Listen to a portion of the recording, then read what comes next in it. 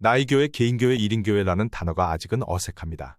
교회당 중심으로 살아온 성도로서의 생활이 신앙생활의 모든 것이었기 때문입니다. 아직까지도 코로나로 출근해서 함께 근무해야 할 직장인에게 낯설은 혼자만의 재택근무, 혼자 있는 시간이 많아지므로 나 혼자가 중요한 시대입니다. 더불어서 이제 나의 교회, 1인교회도 중요성이 커지는 시대입니다.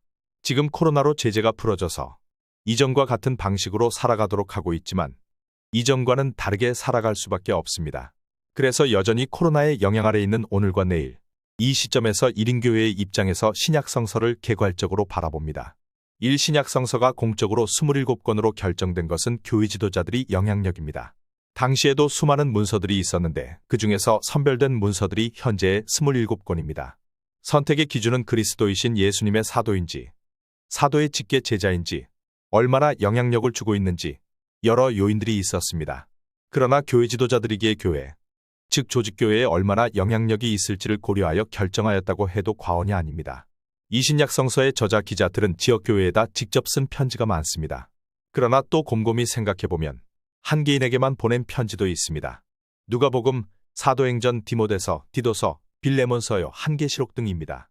이 서신들이 27권 안에 결정된 것이 여러 이유를 찾을 수 있습니다. 그러나 한 개인이 소중하다는 측면도 있습니다. 삼복음서의 수많은 사람들은 많게는 한꺼번에 2만 명 이상 몰린 때도 있습니다. 그리고 개인적으로 그리스도이신 예수를 직접 만났던지, 먼 발치에서 만났던지, 더 간접적으로 들었던지 하는 사람들이 많습니다. 그런데 모든 것을 다 팽개치고 직접 끝까지 그리스도를 따라다닌 사람들은 극히 소수입니다. 그러면 그 다수의 사람들은 어디를 갔을까요? 아마도 각자 자신의 고향, 집, 가족, 사업터에서 기존에 하던 방식대로 살아갈 것입니다. 복음서만의 기준으로 볼 때 예수를 그리스도로 알고 믿는 사람들 니고데모의 개인적인 삶을 살아가지만 그들은 엄밀하게 말하면 개인교회가 아닐까요? 그리스도는 수가성 여인에게 성령이 오시면 언제, 어디서든 예배를 드릴 수 있다고 하였습니다.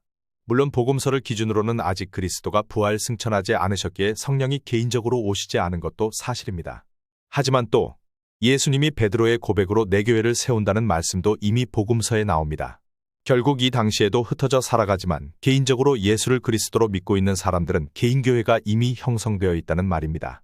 사도행전에도 수많은 사람들이 등장합니다.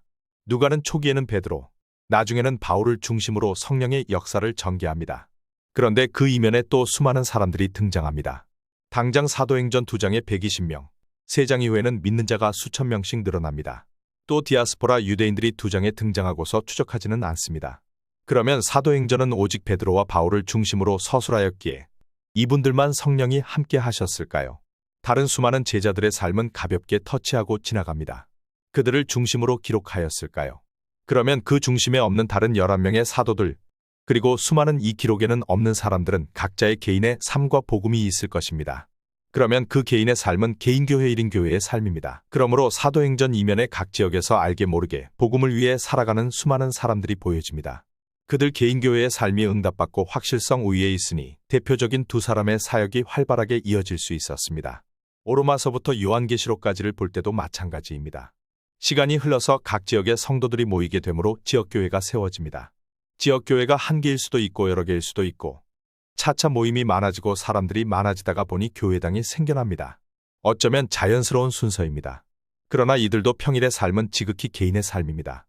가정이 있고 가족과 친척이 있고 사업장에서 일을 하고 있습니다. 평일에 개인교회의 삶이 건강할수록 응답받을수록 지역교회는 튼튼해집니다. 6일생을 살아오면서 성서를 보거나 기도를 할 때 주로 교회당이라는 공간에서 하는 경우가 대부분이었습니다. 개인이 혼자 또는 신방을 가서 예배나 기도하는 경우는 극히 일부입니다. 대부분은 교회당이라는 공간 안에서 이루어졌습니다. 그러다가 보니 성서를 보거나 읽거나 기도할 때 공동체의 지도자로서, 공동체의 일원으로서의 측면에서 성서를 보게 됩니다. 또한 말씀의 해석이나 강론도 공동체를 향한, 공동체를 위한 측면에서 이루어졌습니다. 언제나 성서는 교회당 안에서 읽을 때 많은 성도들과 함께 있는 나라는 측면에서 보여졌습니다. 그런데 코로나로 혼자 예배를 드리고 혼자 성서를 읽는 가운데 이제는 강제적으로 혼자 있어야 하는 시기입니다. 이전의 자유스러운 분위기가 아닙니다. 혼자 있어야만 하는 국가 행정적인 압력으로 혼자 있어야 합니다. 자연스레 1인교회, 개인교회의 입장에서 성서를 읽게 됩니다. 나 혼자 있는 나만의 공간에서, 가족이 같이 있는 공간에서 이 성서를 읽게 되니 주변 환경을 배경으로 성서를 보게 됩니다. 나 혼자만의 포지션에서 신약성서를 보게 되니 다르게 보입니다. 신약성서에 한 특정한 개인의 이름이 나오거나 이름 없는 개인이 나오거나 갑자기 툭 튀어나오는 개인을 보거나 한 번만 나오고 그 이후에는 나오지 않는 무수한 개인을 보면서 성서를 보게 됩니다. 그래서 나를 위한 기도가 나오며 내가 처한 환경, 가족 사업장, 만나는 사람들을 위한 개인교회로서 중보기도를 하게 됩니다. 1인 교회의 책임감도 더 느껴집니다. 이전에 묻어가던 예배가 아니라 철저히 나의 주체적인 교회를 보게 됩니다. 누구도 간섭하지 않고 누구도 보는 사람이 없는 가운데 나만의 주도적인 교회도 보게 됩니다. 칠신약성서의 특정한 개인, 배경에 등장하는 이름도 없는 개인을 보면서 나도 한 개인이지만 내가 영원한 1인 교회의 책임자이고 주체이기에 나 스스로 나만의 응답을 받으며 나만의 역사를 만들어야겠다는 책임감을 더 느끼게 합니다.